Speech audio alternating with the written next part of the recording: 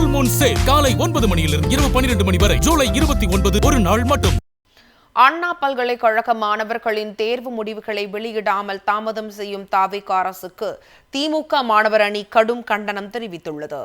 திமுக மாணவர் அணி செயலாளர் வீரமணி ஜெயக்குமார் ஈரோட்டில் செய்தியாளர்களை சந்தித்தார். அப்போது அண்ணா பல்கலைக்கழகத்தில் இறுதி செமஸ்டர் தேர்வு முடிவுகள் வெளியிடப்படாததால் மாணவர்கள் மேல்நிலை படிப்பு, வெளிநாட்டு சேர்க்கை, வளாக நேர்காணல் மற்றும் போட்டித் தேர்வுகளுக்கு விண்ணப்பிக்க முடியாமல் எதிர்காலம் கேள்விக்குறியாகி உள்ளதாக தெரிவித்துள்ளார்.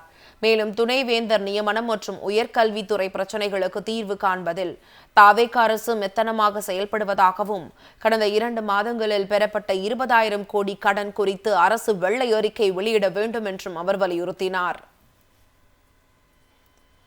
சர்டிபிகேட்டை வச்சு தான் கேம்பஸ் இன்டர்வியூ அட்டென்ட் பண்ண முடியும். வேலை வாய்ப்புகள், பன்னாட்டு வேலை வாய்ப்புகள் மற்றும் யூபிஎஸ்சிக்கு அப்ளை பண்றதாகட்டும், டிஎன்பிஎஸ்சிக்கு, எஸ்எஸ்சிக்கு, இதுக்கு எல்லாத்துக்கும் அப்ளை பண்றதுக்கு முக்கியமாக கடைசி செமஸ்டரோடைய ரிசல்ட், அந்த மார்க் ஷீட் வேணும். அந்த மார்க் ஷீட்டை இன்னும் வழங்காதது.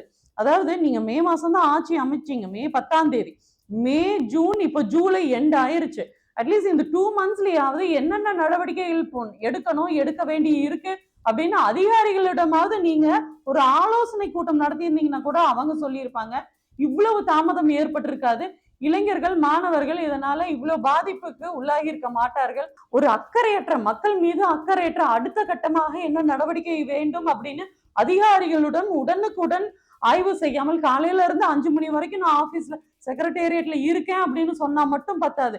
அதற்காக இவர் என்ன முன்னெடுத்திருக்காரு, மக்கள் முன்னேற்றத்துல என்ன முன்னெடுத்திருக்காரு, தொடர்ந்து இப்ப இந்த 2 மாதங்கள்ல மட்டுமே 20,000 கோடி கடன் வாங்கியிருக்காங்கன்னு சொல்றாங்கல்ல, அது என்னென்ன அப்படின்னு நீங்க வெள்ளை அறிக்கையா விட முடியுமா? ஃபுல் மூன் சேல் காலை 9 மணியிலிருந்து இரவு 12 மணி வரை ஜூலை 29 ஒரு நாள் மட்டும்.